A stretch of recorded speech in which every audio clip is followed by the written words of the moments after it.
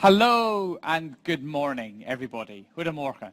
I'm very, very proud and delighted to welcome you to TU Delft for this day on data stewardship. It's been a long process for us to build up our expertise in research data. And one of the key things that we've always thought about is we need to be as open as possible as we can with the things that we learn here.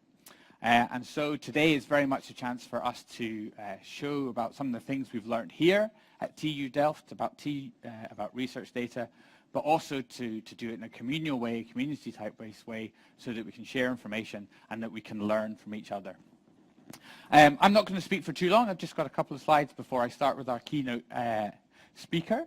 But just to say, here is the hashtag, DSIP 2018, and you can also see the all-important Wi-Fi as well.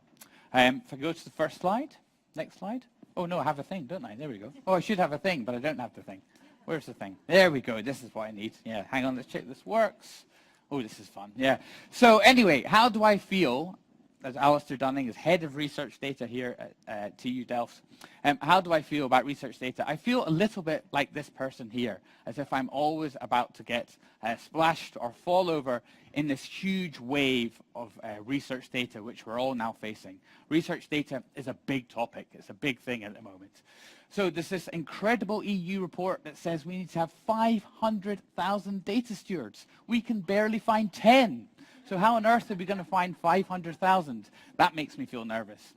Everywhere I go, I see fair data. We must have fair data, not necessarily open data. But what does fair data mean? What is a fair data repository? How do you convince researchers to do with fair data when they haven't even saved their own research data on their hard drive or whatever?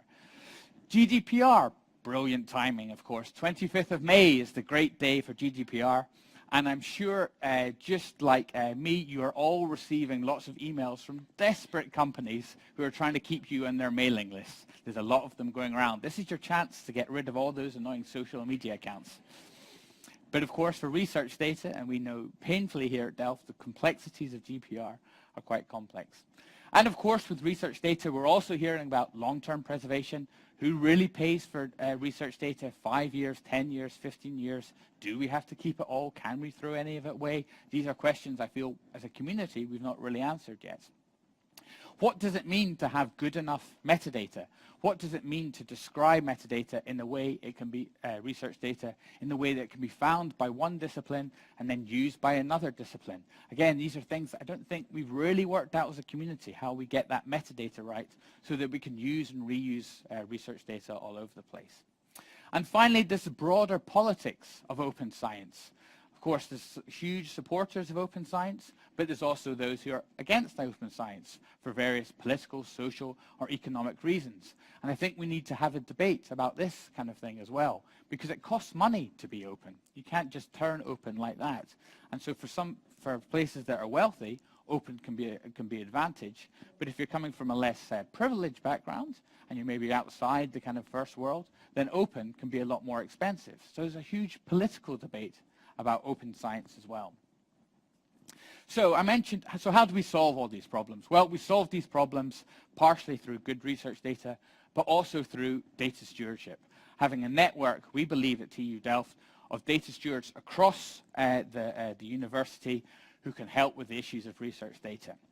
And one of the things I'm most proud of here at TU Delft is that our research data staff that we have and the data stewards we have come from an incredibly wide background. So we have the US and China coming on board soon, India, Turkey, Poland, Germany, Portugal, Scotland, and natuurlijk we hebben data stewards in Netherlands ook.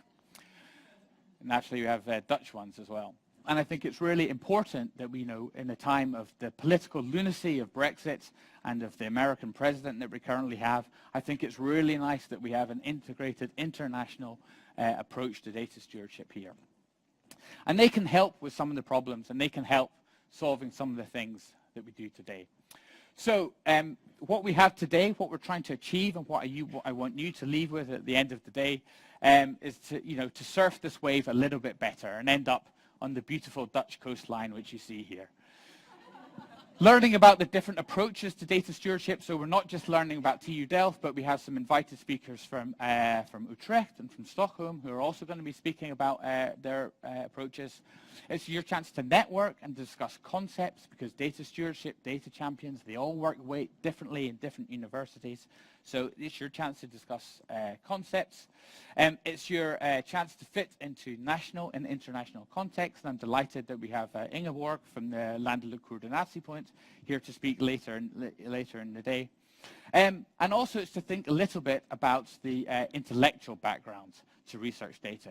Because when we're speaking to our researchers and the research communities, you need to have some kind of solid footing to explain why research data, why open science is important. And this is the segue to our first keynote speaker that we have today. So I'm delighted to welcome to the stage Dr. Danny Kingsley from the University of Cambridge, where she is Deputy Director for Scholarly Communications and for the Research Services. Come on board. And she also has a fantastically experienced background in open science. I think you did your PhD at the Australian National University in open access, and now different disciplines interact with it. And she is also one of the blessed bloggers and tweeters that you have. And people laugh, but I think one of the best ways that Danny has contributed to her ideas with open science is via the tweets and the blogs she's done. But she's more than just social media, aren't you, Danny? Oh, Yes. well, shall we find out? So, I will now hand over to Danny for the first presentation. And I've completely forgotten the title, but I'm sure it's fantastic. Excellent. Thank you very much, Alaistair. Okay.